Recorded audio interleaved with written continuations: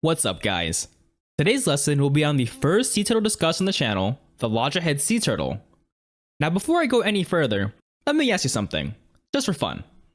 How many species of sea turtles do you think there are right now? Go ahead, take a guess, just throw out a number.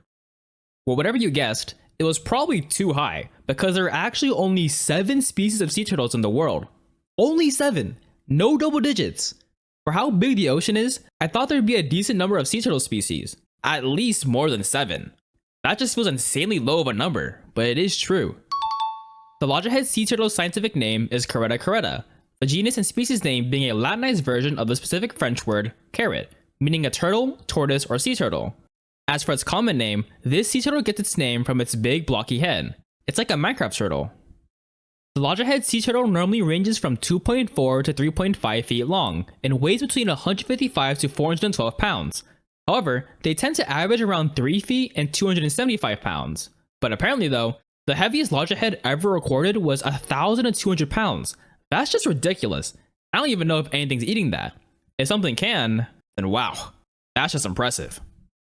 Now along with its big head, the loggerhead's also got some strong jaws, letting it eat hard-shelled prey like whelks and conches.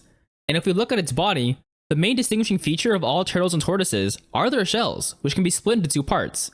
The top shell, called the carapace, and the bottom shell, which you can't see in the drawing, called the plastron. Better remember what these terms mean. I'll be using them for this next bit.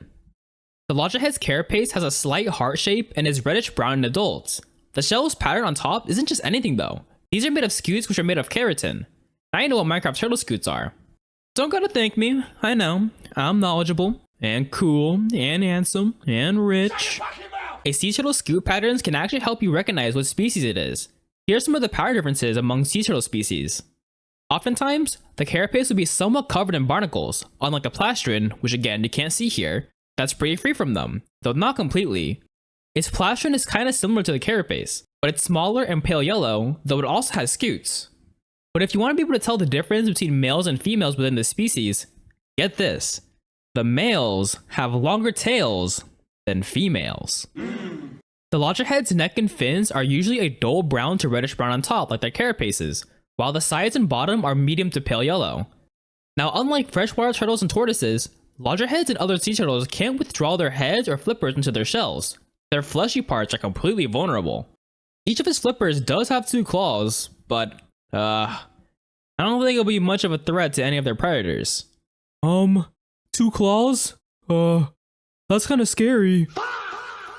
Like, that's just not happening, man. I'm sorry. And being reptiles, they do need to come to the surface to breathe, but they can hold their breaths for decently long periods of time, around about 20 to 45 minutes. However, when resting or hibernating, they can slow their heart rates and hold their breaths for several hours. Loggerhead shells are also very different in biology than something like a hermit crab's. Unlike them, their shells are a part of their bodies. You can't just take them off like a hermit crab can. The shells also have nerves, so they can feel things through them, including pressure and pain.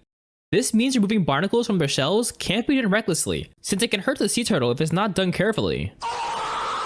Loggerheads can be found worldwide, most often seen in subtropical and temperate areas of the Atlantic, Pacific, and Indian Oceans, as well as in the Mediterranean Sea. In the Atlantic, they can be seen from Newfoundland and Canada all the way down to Argentina.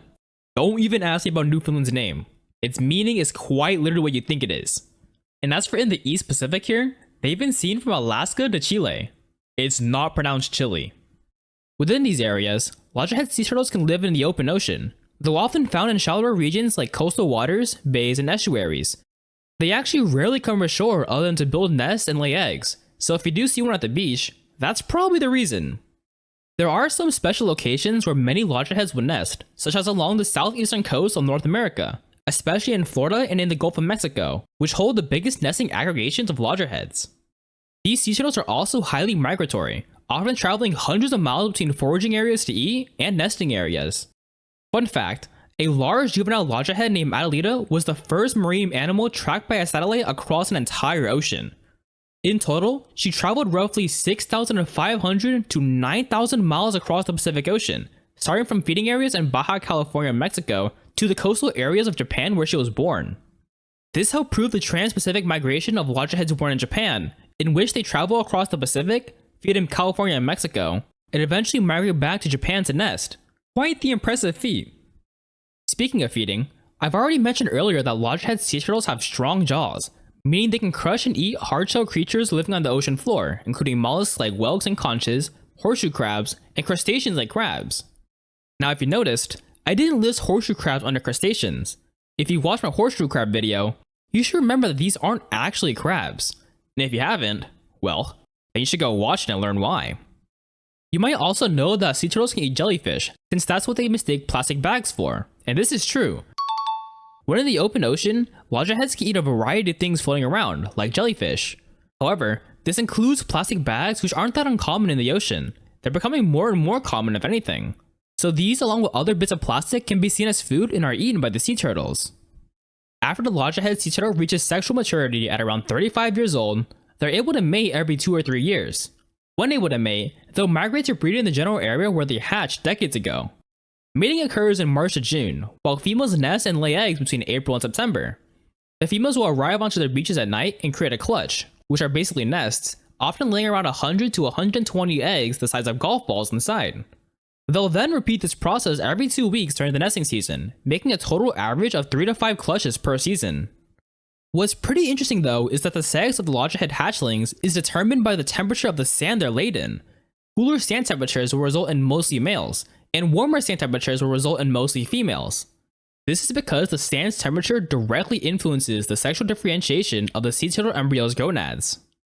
After incubating for around 2 months, the eggs will hatch and the dark brown baby loggerheads will start to crawl their way to the sea. Unfortunately, a big majority of them won't make it beyond their first year of life, since not only are they vulnerable to beach predators like birds, but even if they get to the ocean, and many of them do, there's still a bunch of ocean predators that love an easy snack. Yummers. As for the ones that do live to adulthood, they can still be eaten by predators like sharks, but they've got much better features for survival than they did as babies, so the number of predators now is a lot lower. And if able to live to old age, it's believed by scientists that loggerheads can live up to over 80 years. According to the IUCN Red List, the loggerhead sea turtle is classified as a vulnerable species. Even though they were listed as threatened in 1978 under the Endangered Species Act, receiving federal protection in the US since then, they still face many threats. Because of how migratory loggerheads are, conservation efforts become much harder once they move outside US waters. In other countries, loggerhead nesting populations are severely decreasing due to both legal and illegal fishery activity. This includes being unintentionally caught as bycatch and fishing gear, and being directly harvested for their meat and eggs to be used for consumption or for sale in some countries. Now, I don't think eating them is really the flex those sea turtle eaters think it is.